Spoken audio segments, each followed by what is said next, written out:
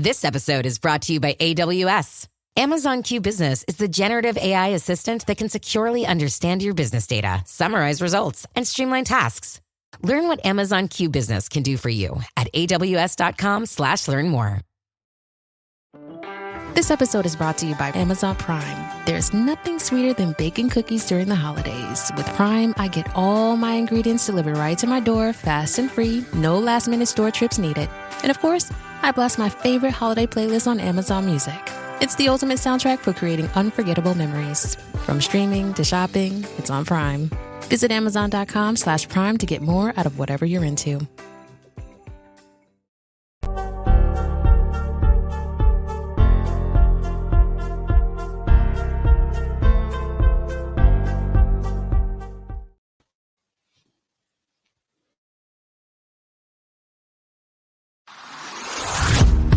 Hey, I'm Amanda from Trifecta Fitness. We're proud to be Clarksville's new Get Fit headquarters. Trifecta Fitness is a state-of-the-art spin and strength training studio. Our spin studio is truly one of a kind in this area, complete with 20 state-of-the-art live fitness bikes and an incredible sound system. Our strength training is done in small groups of 6 or fewer, and all of our strength and spin classes are scalable for every level of experience. Come see us in the heart of Clarksville, just behind MAPCO at the corner of Old Trenton Road and Wilma Rudolph Boulevard. Call us for more info at 931-542-6265 or download our Trifecta Fitness app for a full list of upcoming classes. Welcome back! MisFitNation. Your show, founded by veterans and hosted by 2 veterans and a military spouse. Our mission is to get people to tell their story to the world. If you're an author, share your tips with the Misfit Nation. If you're a musician or actor, our audience needs to know how they too can get into the business. Coaches, we love our coaches. Come on and share some of your tips with the Misfit Nation to help them become better versions of themselves. If you're a corporate leader or an entrepreneur, come on and share how you did it and how hard you have fought for success. If you are a veteran, first responder, or Gold Star family, we'd love to have you come on and just share your story with us. We always have time for you. If you're feeling down or alone or starting to see the darkness, stop. Think about those who are around you. You are not alone. You will be missed. If you feel like your problems will be a burden to those in your inner circle or are embarrassed, dial 988. If you are a veteran, take option 1. We need you to keep pushing forward. Don't make a permanent solution to a temporary problem. If you're a new listener, welcome to the Misfit Nation. Be sure to subscribe to the show on your favorite podcast apps and also on our YouTube channel at @the_MisFitNation. Subscribe and click the bell to keep you up to date with our latest episodes and all of our news. You can also find us on Electrocast Media and About Face Radio. This will keep you tuned into us and learn more about our great guests. MisFitNation. Which our next guest has been an entrepreneur for more than 20 years. She has coached upwards of 3,000 people and has delivered presentations for tens of thousands of people. She helps people to see new possibilities for themselves and for their lives. She has appeared in articles for Forbes, The Today Show, Yahoo News, Thrive Global, Authority Magazine, and Influencive. She is the author of Travels of the Heart, Developing Your Inner Leader. She was a contributing author to the Amazon and New York Times best-selling book, Masters of Success, and she is the host of her own podcast, Unyielded, Thriving No Matter What. So without further ado, let's welcome to the Misfit Nation show, Bobbi Kahler, entrepreneur, writer, leader, speaker, life coach, avid athlete, resilient survivor, and one of my favorites, dog mom. Welcome, Bobbi. Hey there, how you doing? Great. Thanks for agreeing to come on and be live with us on About Face Radio and, of course, Electrocast Media and all the other podcasting sites. I know I just gave a little blurb about you, well, 2-paragraph blurb about you out there, and I'm sure you got a lot more you can tell us about your background. And the floor is yours now to give us a little introduction of yourself from as far back as you want to go to how we got to where we are today. All right. Well, today what I do is I'm a self-leadership coach. Although primarily what I do anymore is I spend more of my time podcasting, creating content, And, because here's the thing, I've coached more than 3,000 people, like you said, but the problem with that, Rich, is I can only help people one at a time. So I'm kind of shifting because I want to be able to have a broader reach with that. Because I think self-leadership, that's how we create the life that we want, right? It's the intentional directing of our efforts towards that. So, wow, as far back as I could, or as I want, I think that I have faced different types of challenges and adversity. The first one that I can remember started when I was only 6 years old, when a speech pathologist told my mom that I had, in his words, catastrophic speech problems. And he also said I'd never speak correctly and that I'd suffer a lifelong disability because of it. Yeah. And my mom was so awesome in that moment, because when he said that, she pulled me into a big hug. She whispered in my ear and she said, "We're not going to listen to him, because you never let someone else tell you what you can or cannot do." And I think that, Rich, I think that kind of set me on this trajectory, because it's like, that's powerful when someone shows up in a leadership position for you that way. That's life changing. Especially when it's someone that is a role model to you to begin with, because it's your mom, and That's right. showing that she's there, she got you under the wing and pushing you forward and showing you what resilience is. And I'm sure Yeah. that's helped you on your next steps in life. Oh my goodness. So many times in my life. It always helps to have that I guess cheerleader, or like my dad was always at almost every game I ever played. My mom too. I Nice. played college football. We lost every single game in college football, but he went to every home game and always found the good in what we did. But I mean, we lost every game. We were horrible. I can look back now and say I don't know why I kept playing, but I did because I didn't want to quit. I just wanted to keep going until me and my brothers on the field played. But he'd always gave us something, a pointer, what we did right, and that just stayed in my head. Yeah, Always find that good, no matter how bad things are in life and how bad things are going. You always find that good to stand back up from. that's right. And that's powerful. And like with my mom, it wasn't like she said, "Hey, I believe in you," and then, sent me on my way. She worked with me every single day for years. I was actually in my 20s before I stopped thinking of myself as someone with speech problems. And one of the most powerful lessons I got from my mom that I've never forgotten is the power of the word yet. Because, like, I'd be so frustrated. There were words I couldn't say. Like, the one that stands out to me is I couldn't say the word milk. Don't know why. Couldn't say it. That that LK sound, forget it. And I'd be so frustrated. I'd be like, "I can't say that." And she's like, "No, you can't say it yet." And it's like, yeah, so if I keep trying, I keep putting the work in, I can get there. And eventually I did. So immensely grateful for her. That is outstanding. And I'm sure now in your new role, coaching and mentoring others to find their best selves, you also throw that yet in there too when they say, "Bobby, Oh, I don't know if I can do this." And you can't do it yet. You just got to put you absolutely. have to put work in. You have to put the work in. And Rich, I'm so glad you brought that up, because that is one of the things that in coaching people, so many times we confuse where we are right now, like our present performance, we confuse that with where we can be. And those Right. are really different things. And people are hard on themselves. The mind chatter that we have going on, we're constantly judging ourselves, we're criticizing ourselves, we're not good enough, we're not this, we're too thin, we're too fat, we're too smart, we're too dumb, we're all over the place. But it's like, that doesn't matter. Like, we can get to where we want to be. It's just about putting the work in and working on the right stuff. It's not just hard work, it's also the right stuff. Definitely. And with 3,000 clients that you've had, or 3,000 people you coached, I'm sure there's no one size fits all for all of them. No. Each person, each human being is dynamic in that way. That everyone's different. What's your best mantra to get them unstuck from themselves? Mm, uh, there's always a way forward. I believe that passionately. Uh, and I would go so far as that probably saved my life at one point. But there is always a way forward. Our job is to keep looking for it and to keep preparing ourselves for it. And when you say there's no one size fits all, it's completely correct, because think about it. You're at different stages of your journey, right? One person changes how many times throughout your lifetime. And so it's just this continual process, I think, of evolving and becoming something new. Definitely. Hmm. And when you say always moving forward, what are some things that how you get them to get that foot started to go forward? What is a motivational word you say to them? Hey, you can't just stop. You can't stop now. That wall is not real. Just step forward and move through Yeah. I don't know if I have one motivational word, but my thing is that action creates hope, and then hope creates more action.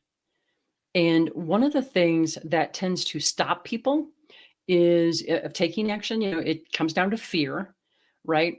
And it also a lot of times comes down to I don't have all the answers yet. I don't have the big plan yet.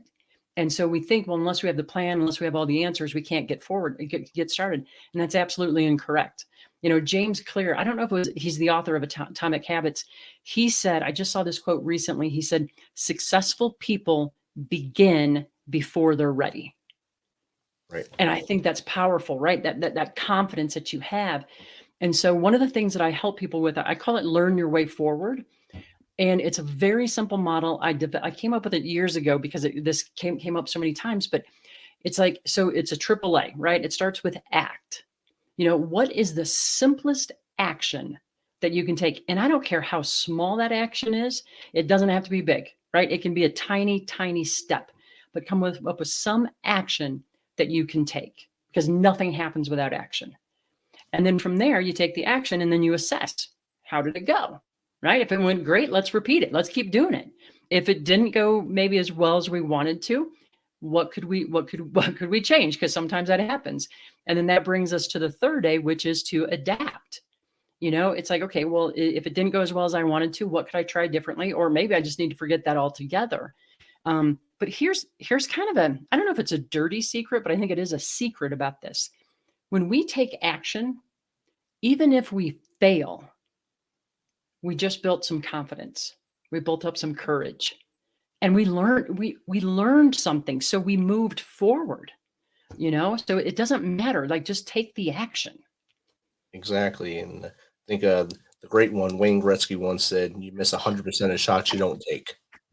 I If you don't, love that quote because I loved Wayne Gretzky too. of course, if you don't run forward, it's not going to happen. I know a That's lot of right. entrepreneurs, authors, you name it. Everyone gets stuck, and sometimes they put Mhm. their dream to the side because there's, like you said, That's right. fear of the unknown, fear of what's going to happen tomorrow. You can't Yep. always worry about tomorrow. You worry about today. Tomorrow will happen. No matter what you want to do, it's going to come, and you have That's to keep right. moving. What's the action you can take today? And you mentioned the book I was in, the one where I was one of the contributing authors. That came about. I was in an entrepreneurial conference back in 2002, and they said, hey, we're going to put together this book, and if you want to submit your story, go ahead. And I thought, well, I got that great story about overcoming speech problems, and I was a professional speaker by that point. And I thought, okay, I'm gonna do that. I'm gonna do that. Rich, months went by, and I didn't do anything because I was afraid. It's like, well, what if they reject it? What if they reject it? And then it was like on a Tuesday, I got this email from them, and they said, hey, if you want to submit your story, now's the time because the cutoff is Friday. And I thought, man, it would really suck if I submitted my story and they said no. That was one of those like universe type moments where the universe tapped me on the shoulder, and it was like, they might say no. But here's the thing, they cannot say yes unless you have the courage to type up the story and send it in. And it was such a dumb moment. And like you said, what's the worst they can say? No, it doesn't stab you. It doesn't do anything. It doesn't kill you. No, It shows there, you, yeah, it shows you can yeah, do it. that's right. And That's your right. next time will be better because now you learned maybe if they gave you feedback, if they assessed it, like you said, if they assessed it, gave you some pointers, you just resubmit to the next person that wants it. And then you get That's that, right. maybe you get that thumbs up or keep fighting until you do it. Until you do. Right. But they You couldn't say yes until I tried it. exactly. And you would have never known. Hmm. Yeah. And I almost missed the opportunity because of that. That was a great learning lesson for me. Some for some people that's a large curve, that learning curve until they can finally take that jump and do it. And Hmm. it hurts them in the long run by I guess by stalling their lives, stalling their Yeah. career or where they Yep. could go, their trajectory. Like for Yeah. me, I've been writing a novel for forever, but every time I get it to a point, I go back and do revisions and revisions, and then I put out another book like rapidly, and it already published and it's out because I didn't think about it. I just did it. Oh, I just did it, that's interesting. gave it to my daughter, let her edit it, and then I published it, and it's out there. And the other book, it's halfway done, completely halfway done right now, where I want it, and now I can move forward and still be happy. Yeah. That's amazing though, that you were able to do the other one so quickly. Yeah, it was a shocker to me because she gave me the idea to do. Mhm. So I did stupid quotes on Facebook every month at the end of the first year of the pandemic, and I just Mhm. used Jumanji as my reference point. You made it to this level of Jumanji. Now we have to do this. We faced this demon last month. Let's face this one next month. And she said, you need to put that into a book. So I did the 13-step guide to success. And it just rolled out of me when I did it. So it was good. Yeah. That's when you know that something, you're really in alignment with something too, because the So, mind chatter's quiet. Um, something too, we were talking about, you mentioned the thing about the fear, how sometimes it will stop people.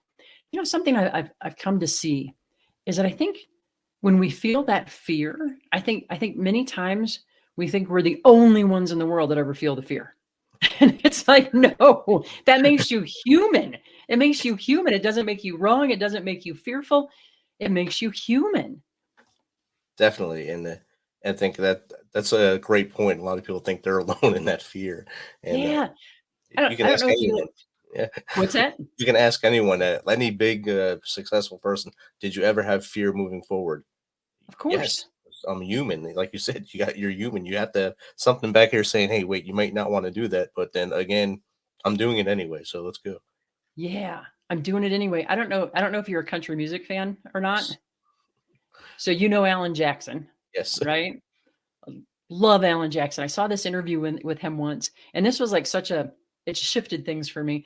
They were talking about when he appears on the Grand Ole Opry. Like that's the pinnacle, right? And they're like, do you still get nervous when you're on the Grand Ole Opry? And he's like, look, if you don't get nervous when you're stepping on the stage of the Grand Ole Opry, you don't deserve to be there. Hey, That's brilliant. I think that's why most of them call it the Mother Church. It's about 43 minutes from my house, so Oh it's my goodness. it's not far from here. And you see the billboard all the time, and you see big names on Yeah. that billboard going there. Some of them the first time, a lot of them just gravitate back just because, like you said, it's a moment. Every time you go in there, Oh it's a moment in life. So yeah. Yeah. It must be it's a, amazing. it's a chapter you cannot replace, and if you have the opportunity, you have to do it. Yeah, I would think so because I can't even imagine. That's hallowed ground or Definitely. hallowed ground. And in 2010, when the flood hit here, the 500-year flood hit Middle Tennessee, and the Grand Ole Opry was underwater. So No. they saved the one circle of the stage, then built the rest around it and kept that circle where Wow. the artist stands. So that's still Yeah, the same stage from before that's in there. So that that's even makes it cool. better. Yeah, that's cool. They were able to save that. And the whole area has been rebuilt and bounced back way bigger than it ever was, and the economy is booming down in Nashville. So That's cool. You'd love to see that kind of recovery, right? yeah, we moved back here just like I think 2 weeks after the floods happened. That's when we moved back. We came back Mm, from Korea to here, and is so we're finding a house that wasn't flood affected, wasn't mold, and then learning all the issues that they had, and it was big problems, and we've seen the rebuild from that point on. So it's been amazing. yeah, it is. It is always amazing when you see communities come together that way. Right. Of your 3,000 coached humans, I'll call them. Yeah. What are some awesome stories you can tell of someone? You don't have to mention names. You can just mention stories of their paths. Yeah. Okay, so two immediately come to mind. One is more on the business side. Uh, this was a guy that um, he came into the coaching sessions, and his manager was like, "Love this guy, would love to help him," but he was in sales, and he's always like in the last position, always in last position. And we had some coaching sessions, and this is such a bad story about myself. He did not appear to be open to the coaching. Like he just wasn't like when you'd ask him questions, he wasn't very engaged and all this kind of stuff. And on our third coaching session, I didn't feel like we're getting anywhere. And I was like, okay, this is going to be the last coaching session. Cause I mean, if we're not getting anywhere, we're not getting anywhere. And it was at the end of the session. And we had officially closed the session. Like I'd closed my notebook. And he said, by the way, he said, something you said a couple sessions ago. He goes, you asked me a question, and I've really been thinking about that question. And I was like, oh, well, what was the question? You know? And he's like, and it wasn't a fabulous question. It was a very straightforward question, but it made him think about stuff. And I said, and I said, well, what do you think about it now? And he gave me his answer. And I said, is that something you want to talk about more? And he's like, well, I know you're busy. I'm like, no, I'm here for you. And we sat down, we talked about it. That led him to put himself on this path. And within 3 months, he became the top salesperson. Wow. Literally worst to first. And I feel bad because I was thinking, I don't know if this guy's open to coaching, because we weren't making progress. But then all of a sudden, something sparked within him. So that's always been one of my proud ones.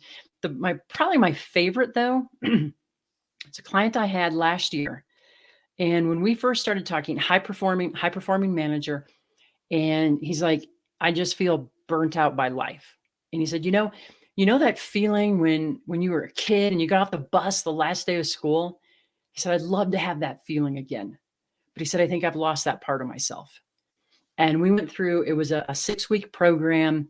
And we talked about positive intelligence, which is all about mental fitness, which mental fitness is it's not mental health. Mental fitness is our ability to respond to life's challenges with a positive mindset rather than a negative, neutral, or stressed mindset. And so as a program on that, he went through it. By week 3, he's like, oh my God, he goes like, I'm starting to feel like myself again.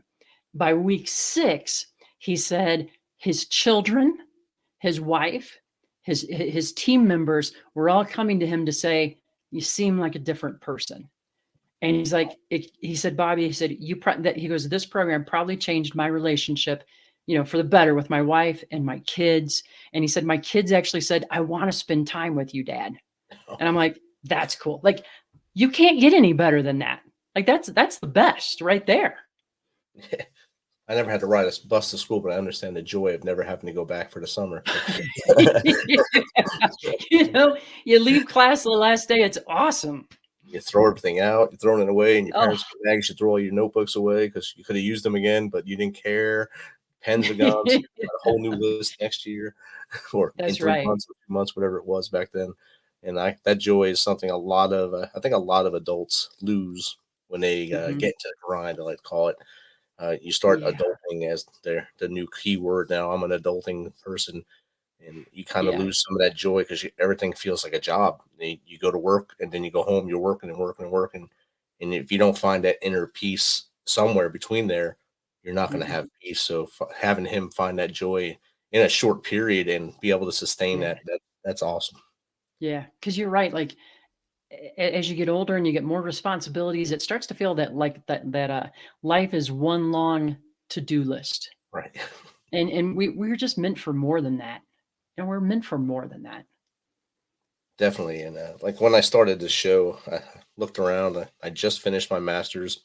And I said, looking at my calendar, I said, I got about 8 hours a week I don't have anything aligned with. And I still have family time in there. I got to do something else. So I just started researching. So how about a podcast? That can't take much time. And there I am. Do you still think it doesn't take much time though? Oh, not at all. No, not at all. When I started mine, I'm like, well, I knew nothing about it clearly, but I'm like, well, it can't take that much time. And I'm like, oh yeah, it can. It takes more than you think, but it's all good, right? Because if you love it, it's okay.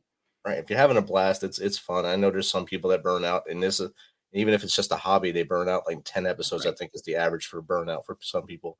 And if you get there and it's not for you, it's not for you. You got to move to something that is for you. You'll find it. You got to find the joy. You got to find that joy. Yep. Something that makes you smile every day when you wake up and say, oh, well, I got this today. Like this morning, I looked at my thing. Oh, I got Bobbi tonight. This is going to be a great interview. I can make it through work. That's easy. and then come here. Yeah.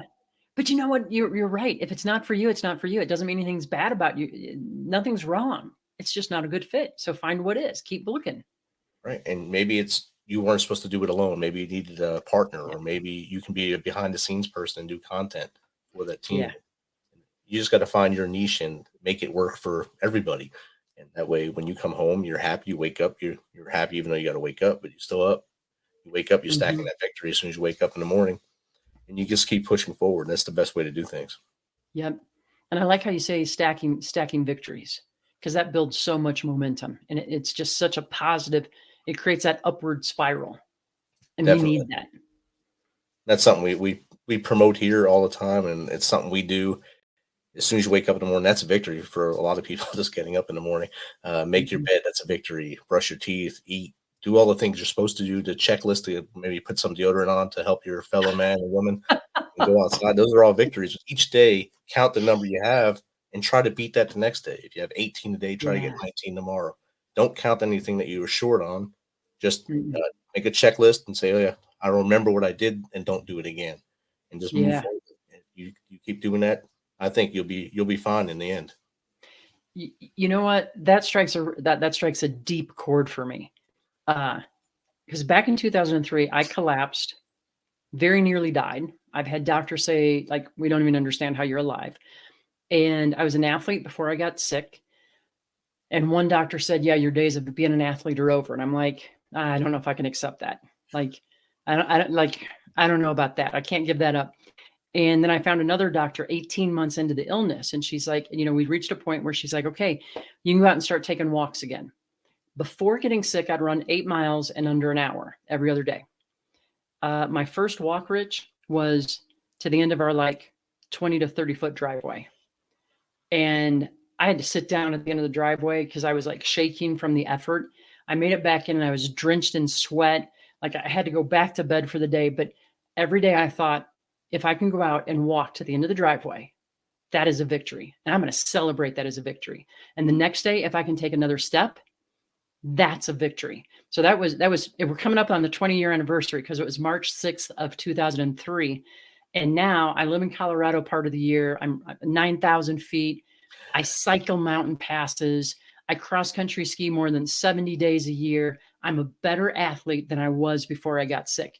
But it began with something as simple as walking to the end of the driveway and committing to that every day. So what you just said there, man, I can't even agree with you more than what you said.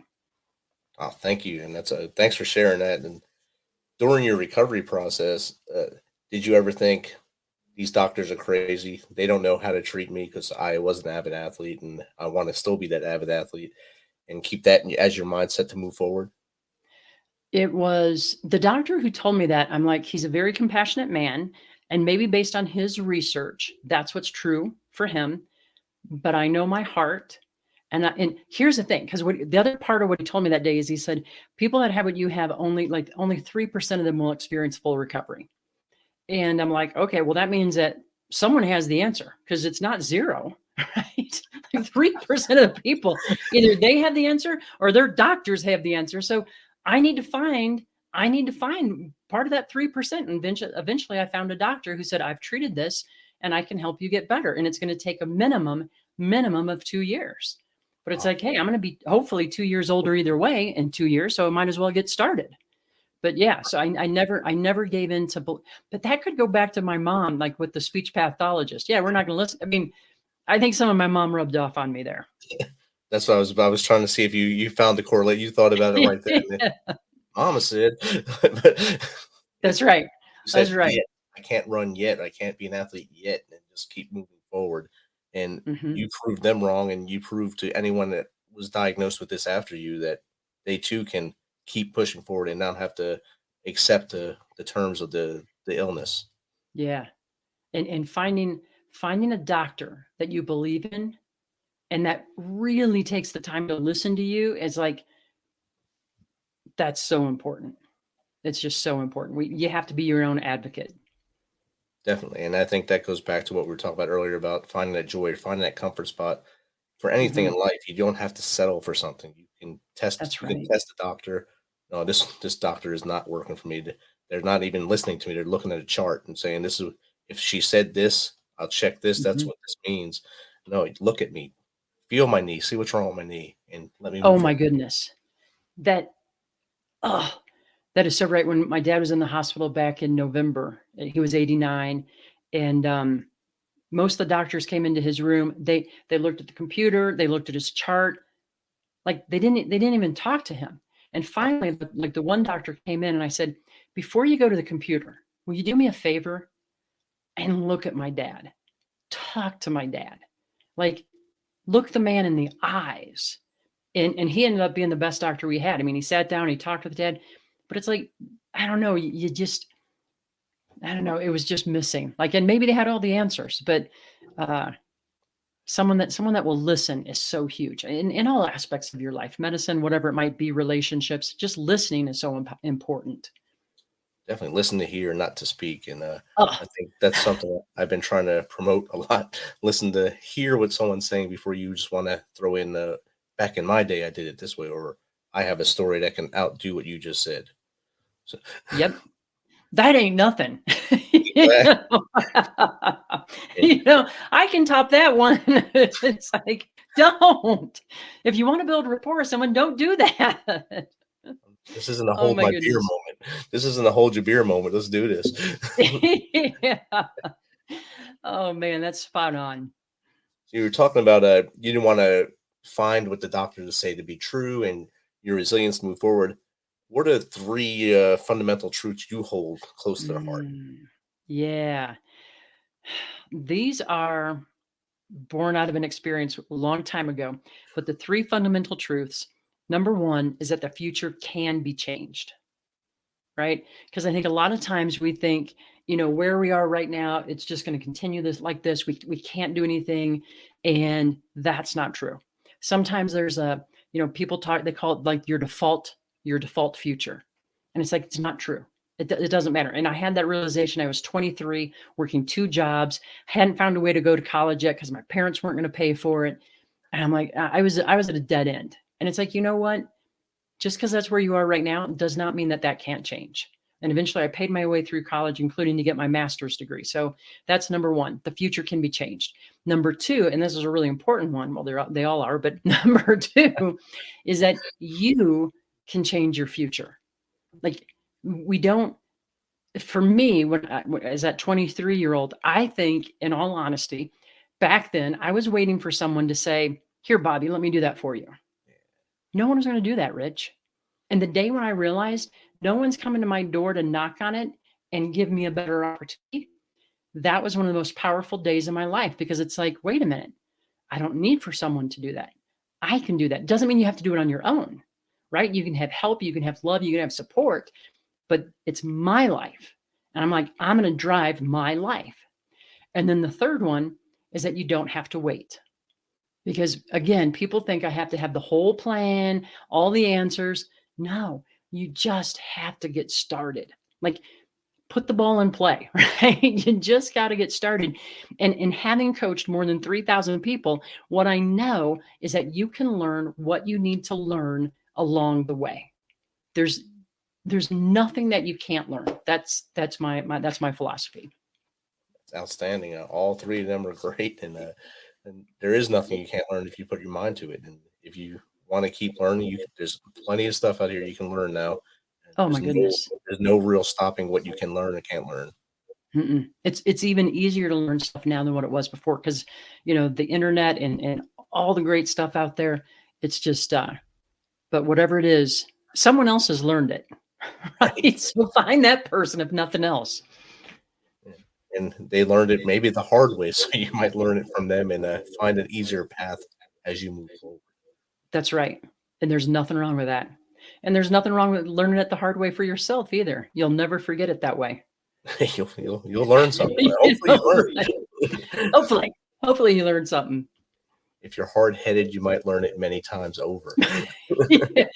I've had some of those lessons, and here's the good news. The universe is going to keep tapping you on the shoulder until you get it. You may not want to do it that way again. That's right.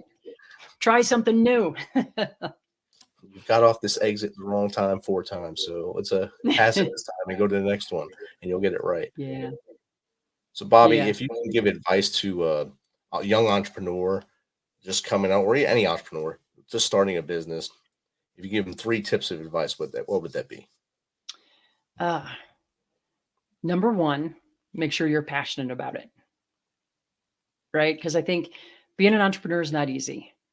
And I mean, I wouldn't trade it for anything, but you're going to have dark moments. You're going to have those moments when you doubt yourself. You're going to make mistakes, whatever. So make sure it's something that you're passionate about, because that passion is going to it's going to help you push through what you need to do. So that's one. Two would be,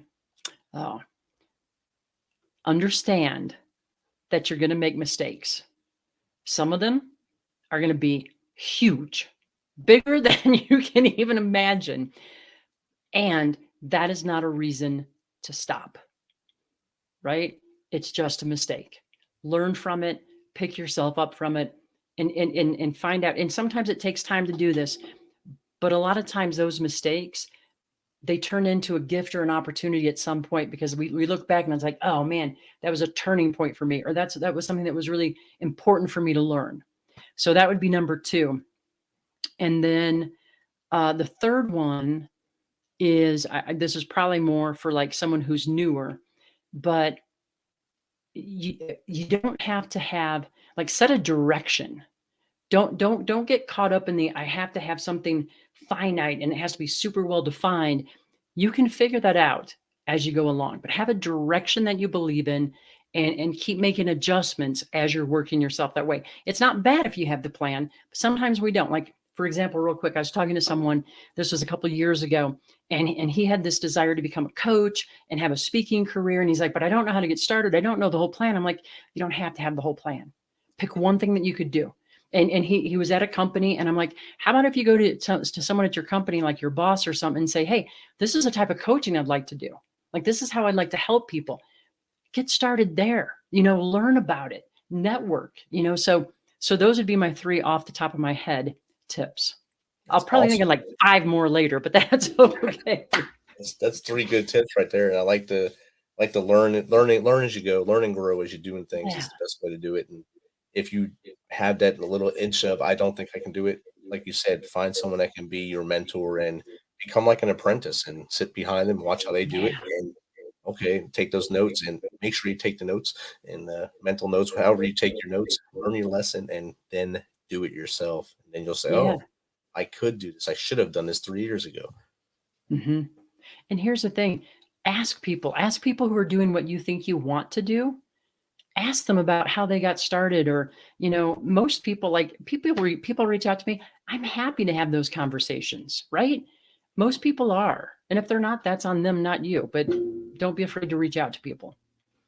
Definitely. And I know that's a lesson a lot of people, a lot of my listeners, are a lot of the veteran listeners, they're all, we all have this hard headedness as a veteran. And like we talked about in pre-show with your dad, his generation, they didn't want to talk about what they went through because it was their job. They just did it because they were supposed to.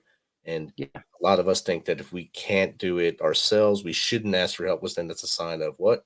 Weakness. And if you get that out of your mind and that mindset to clear up and say, if you have this inner circle that can help you, use them. If they can't help, your inner circle can't help you, they're not your inner circle. They're just people that you hang out with.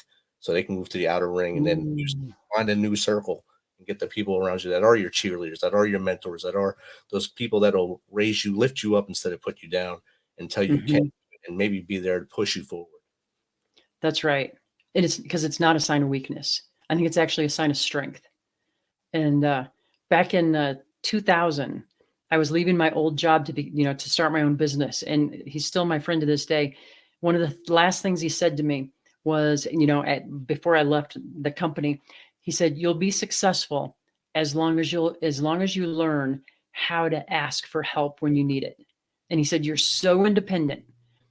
And he's like, you don't have to have all the answers. You just have to know how to find the answers. And I don't know if I was really appreciative at the time, Rich, when he told me that. But looking back, that was one of the best pieces of advice I've ever gotten in my entire life. Because it's like, it's not a sign of weakness. It's a sign of strength and commitment. And people like to help people like that. And that's definitely a perfect way to say that. And surrounding yourself with like-minded people, yes, will help you out. If you, like I previously said about the inner circle, make sure your inner circle is your inner circle. They're not just people that are cool to have there. They can go to the outer rings and still be in your life, but have your inner circle as those who are there in a heartbeat or no question asked favors, and they're there for you. Yeah.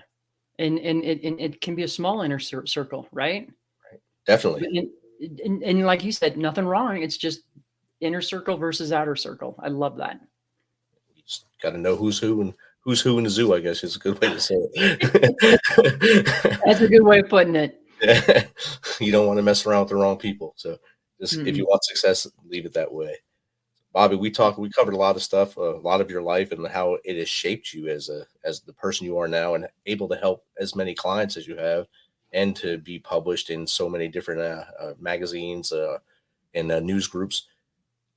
Where can people find you? Where can they find out how to get in touch with you and maybe get the lucky shot to have you be their coach? Well, thanks for asking. 2 ways. I'm very active on LinkedIn. I post for content 4 days a week. All in this vein.